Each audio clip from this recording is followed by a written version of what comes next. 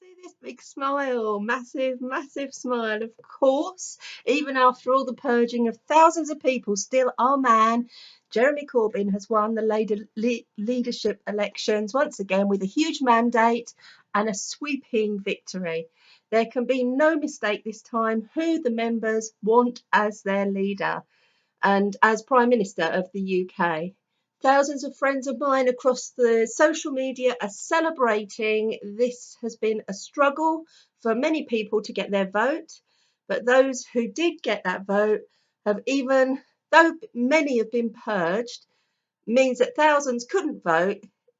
This obviously means that that would have been a terrible embarrassment for Owen Smith had they all been able to vote. Imagine the numbers if those had also been allowed to vote as well. But this is an embarrassing fall for Owen Smith, isn't it? Terrible, terrible fall for Owen Smith. I don't even feel sorry for him one little bit. I am so excited, and all of those backstabbing MPs as well who resigned the opposition, now they have to somehow accept that they were wrong. Jeremy Corbyn is more than electable. He is everything the British public need to bring balance and fairness back to this country and restore some pride in the poorest, the carers like me, the doctors, the nurses, the NHS, and not only this, peace back to the world. That's what we want. And as Jeremy said, he will appoint a Minister of Peace and Disarmament. That's just amazing. And as I said, Jeremy Corbyn has campaigned for human rights all his life. He's come from parents who were peace activists. He champions Stop the War Coalition, and this is a day perhaps he never thought would see, maybe, in those days where he was getting arrested for campaigning against apartheid. And the mood, well, for me, the mood is just one of jubilation. It's happening amongst my friends, and it's been a long time coming. And now we look forward to having a man of peace as our Prime Minister. This election, at this defining moment, indicates that change is coming, and change that includes people power. That's a great thing.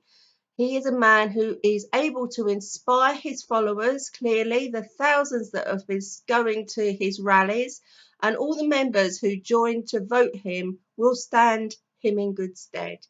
We are so caught up in the labels, the hard left, centre right, that we do not pause to look at the actual policies that Jeremy Corbyn is advocating. It's a reality in most wealthy European nations, and it's only hard left in comparison to Conservatives and the United States. Why is this standard of living deemed not within our means, but it is for other countries? We need to ask those questions.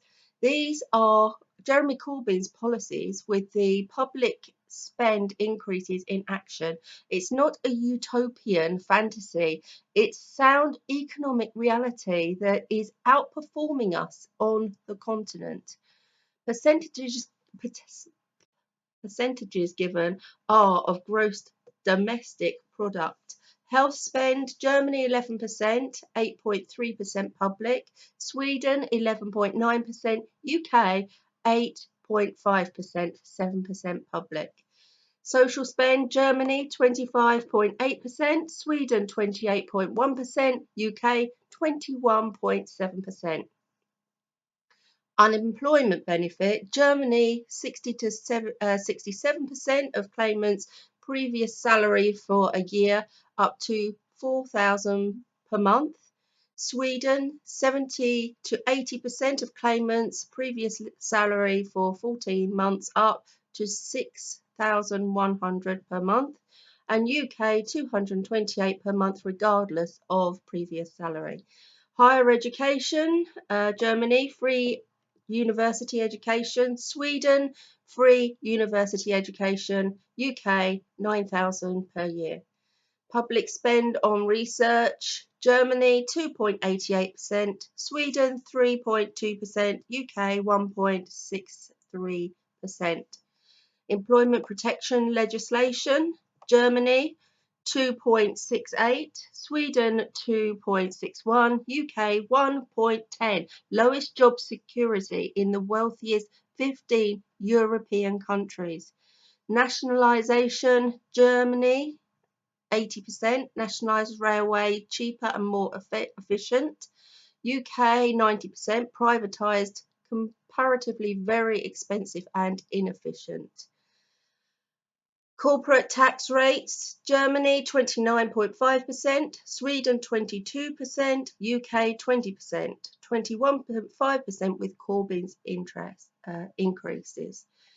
GDP per capita, Germany 46,900 US dollars, Sweden $47,900, and UK 41,200 US dollars.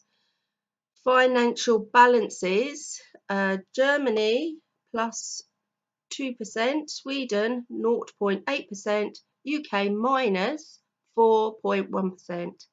Unemployment rate, Germany 4.5%, Sweden 7.7%, UK 4.9%. Global competitive ranking, Germany 6th, Sweden 9th, UK 10th. I read in the Daily Mail, one comment said that they never want to go back to Labour politics again and policies again that his mother and father experienced. What they don't get is that this is 2016 now. This isn't going back in history. And those people who suffered for the war, the recovery of the war, and those were hard times for everyone. Everything was recovering. Those people, like our parents and grandparents, Great Britain is built upon the foundations they built. And now, under the Tories, those foundations are crumbling and need repairing desperately. People need repairing too. There's so much depression, so much pain and suffering going on. So they too can be strong enough to be the foundations that hold up the next generation and the next. We need this change and we need it now. We need anti-war and disarmament policies. We need free education. We need no fracking and no nuclear energy. We need free energy that Jeremy Corbyn promises, the looking into the sciences that can bring that to us. It won't be immediate, of course, but you know, this is about looking into what is possible. And Owen Smith wanted the fracking, he wanted all the things that are going to cost us so much. He's absolutely not the right person for the job, and we are so relieved that he hasn't got that job. It's time for these radical changes to happen.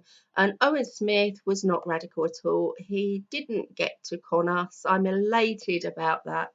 It shows the people of the UK are waking up. We won't be fooled anymore, not by the media or any of these polls, other than the stupids who continue to blindly follow Tory agenda, of course, and those who serve just the few thousand billionaires, whilst those beneath them are happy in their mental chains and mental slavery. And I've been listening to Redemption Song by Bob Marley, of course, this morning, so those words have come out flowing there. Very fitting for this moment as I waited for the results, and now the results are in. Now it's time to build for the future, but first build the people ready for that future. That's what the Labour Party is all about. Now, after a fierce and very prolonged election campaign, it is time to reach out to unite the party so that it is electable, that we that they've told us that this is unelectable, this party is unelectable because MPs said so and polls said so. I will never ever trust in those entities again, and neither should any of you. Now, let's get the electable Jeremy Corbyn run his winning campaign to run this country and put in all of these policies that will put this country right. Because the truth is, there has never been a time where it has ever been right. And that's the truth. Jeremy has said over and over again that after this campaign is over, he will hand open his hand of friendship. And as Jeremy Smith has already said, he won't serve under Jeremy Corbyn. He's already said that he will not serve, and in my opinion, this, with his policies about saying austerity is right, his abstinence from voting against Tory austerity measures, we don't want him anyway, do we? He is more likely to show his true colours and move to the right, and all those who will be heckling from the backbenches too, they've just shown their true colours as well as Tory interests who support May's policies more than they do their own leader. And a very electable Labour leader we have too. With very electable Labour policies, the MPs have a choice, and in that choice they will either rise or fall. They wanted these MPs to choose what's right for the people with this vision. Jeremy wanted us to choose what's right for us. And that makes a difference, doesn't it? And that's where I think Owen Smith has fallen, really, with all of this pettiness and immaturity that is poison to our politics for so long. The celebrations for a better future have just begun, really. Jeremy Corbyn has captured the spirit of optimism in the new UK as the new UK nears for many who have been impoverished for so long. So welcome to the new UK in the making. And there was only really one result, wasn't there? For me, Jeremy Corbyn will become another icon of reconciliation like Nelson Mandela. And as Nelson Mandela said on the victory of Obama, he said that his victory has demonstrated that no person anywhere in the world should not dare to dream of wanting to change the world for the better. The same applies here, I think. I, for one, will be cheering him on to the next election for a win of the general election, and I'm excited how much hope this is going to be generating for the people of the UK. And in a speech to launch his leadership, the Labour leader, Jeremy, warned members of Parliament that it was their duty and responsibility to unite against the Tories. He said I've been in Parliament a very long time. I've seen lots of leaders. I've seen them come and go.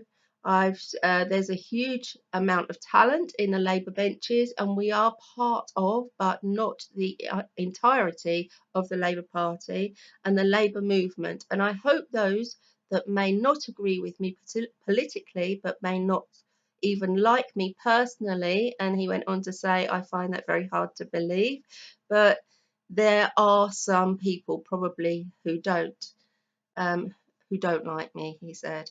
I hold out the hand of friendship to them all because come September, when this election is done and dusted, there will still be a Tory government in office. There will still be grotesque levels of inequality in our society. There will still be whole parts of this country that are left behind Britain. This is the job of the party. It's the responsibility of every Labour MP to get behind the party at this point. So now he's holding out his hand of friendship. Owen Smith saw this as a threat from Jeremy Corbyn. He said the deselection word was used, or reselection, but this has to happen because constituency boundaries have now changed. Reselection will have to happen anyway under whoever was to lead the party. That would be wholly unavoidable right now. The new boundaries, as we know, are going to cut the number of constituencies from 650 to 600. In that case, there will be a full and open selection process in every constituency. Now that has been taken by MPs who fear they're going to be deselected by Jeremy Corbyn. Smith has said it was a threat and intimidation, and that he's trying to force people to be loyal, but he didn't want to get this about loyalty to the party against the Tories, and the reason why it would ever be unelectable now is because of the very electable and provably so over and over again. Jeremy Corbyn is over and over again shown that he is very completely electable. MPs who refuse any loyalty to the party now, Owen Smith, he's just a sore loser, clearly. He continues throughout his campaign to say that Jeremy and he are both radicals, but he thought that he had a practical edge on socialism.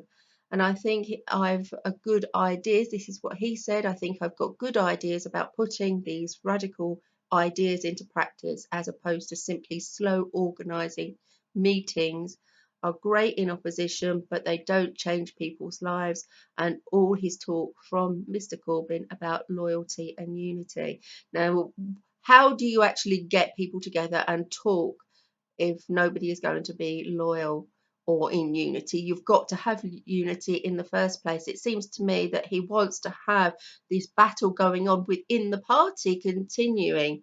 That can't happen. We're supposed to be against the Tories, not against each other. Throughout all we have seen from Owen Smith, nothing but whinging about Jeremy and negativity of the party that he wanted to lead. So he really just didn't have anything good to say about the party that he wants to lead in the first place. So, he was just the wrong person for the job, and I am so pleased that he didn't. So pleased. Well, we knew that he wouldn't anyway, but I'm more than pleased that we've got to this point now. And for all the things that I've said on my thing, I didn't get purged either. And as we know, 183,000 people applied to join in order to vote, and many people going hungry to pay £25 to be a member. Lucky for me, I joined before January and so was exempt from this. And I also joined Union Unite as well. And we know that the purging process then began to stop some of those people from voting using any ridiculous reason they could. Many members who paid their £25 received a letter for them because some had tweeted their support for Greenpeace and some were considered Green Party voters. So on that has cut the members able to vote to about 140,000, but it's still a lot of voters. And I hope those who were wrongfully purged remain to support Jeremy and call for the resignation of the General Secretary to the Labour Party, Ian McNicol, for excluding new members. As for unelectability, this whole process based on a sham, clearly. And in regards to a general election, there are some facts. Here are some facts. Council by-election results for the last 12 months for Labour versus the Tories. The Labour Party has won 87 council by-elections. The Labour Party has lost 20 council by-elections, but 10 of these were after the coup. The Conservative Party have won 92 council by-elections. The Conservative Party have lost 48 council by-elections. Completely unbiased source as well, the ALDC. The MPs who followed one another out the door were conned, and I hope that they wake up. And I hope that none of the MPs will be allowed to stand in the next election without winning a fresh selection process. I think that that's going to be a given anyway. And as we said, he would be true to his word and to the words with his idol, Maya Angelou. He will hold out his hand of friendship to them all. We need to get prepared for a kinder and gentler politics from a kind and gentle man. So I'm looking forward to the future. I'm looking forward to a future new UK. Welcome UK. Welcome peace and love. Everything I stand for. Thank you for everybody. Once again, namaste. I love you all. Bye.